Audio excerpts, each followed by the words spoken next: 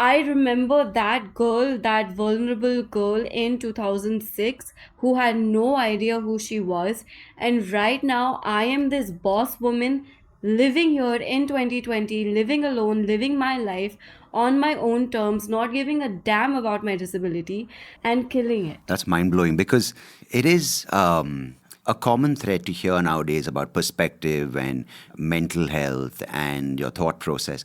But I think it takes a lot of discipline and a conscious effort to tell yourself, hey, I'm going to take this weight off my shoulders because many a time you are putting that weight yourself. Yes, yes, you are. So making that conscious choice to say I am going to change the way I live my life, take into account what I have, what I don't have, make peace with things I can't control, but choose to live a better life. But it takes a lot of, pardon my French, but it takes a lot of balls.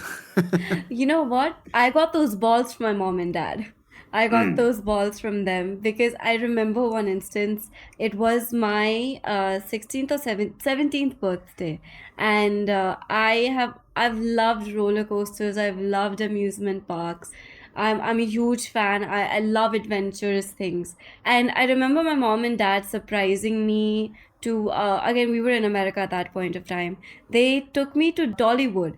So it's an amusement park based in Tennessee. And my mom and dad literally had me sit in like bumper boats and roller coasters and Ferris wheels and all of these crazy rides. And I was just like, dude, my parents don't give a fuck about my disability. Whereas if I look at other, if I look at other people, like their families and their parents, they kind of shun them away. They're like, no, like a disability is a taboo thing, like it's so bad. And over here, my mom and dad are like, it's not the end of the world. Like, fucking live your life. Do what you want to do. It's your life. It's either that they protect you too much or they make you feel like you're too different. They're two extremes. Exactly. So that point of self acceptance, where I personally believe you can't prepare a child for everything in life, but I think if you give them a sense that they are worth something, and if you tell them they are not bad, they're not good enough, I think with a set of other value systems like what your parents did and tell you that,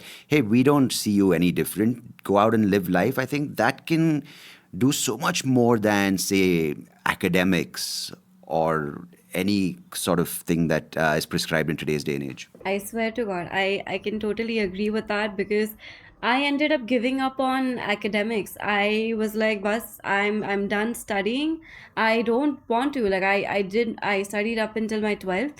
And then I just kind of gave up and I didn't want to study. And my mom and dad were like, fine, you don't want to do that. We're going to support you. You do what you're interested in. And I didn't know what I wanted to do. I knew that I wanted to be in the public eye. I knew that I wanted to do something that could help out a lot of people. And I knew that I wanted to be out there some way, somehow, but I didn't know how. And I gradually worked up towards that. My mom and dad helped me a lot. And they were never like, you should have studied or why didn't you study? I mean, except for my dad once or twice, but those are dads for you. What can you do? I mean, that's a part of his Indianness. That's an Indian thing and that's a dad thing altogether. Like, what can you do? But I had their constant support throughout every step of my life.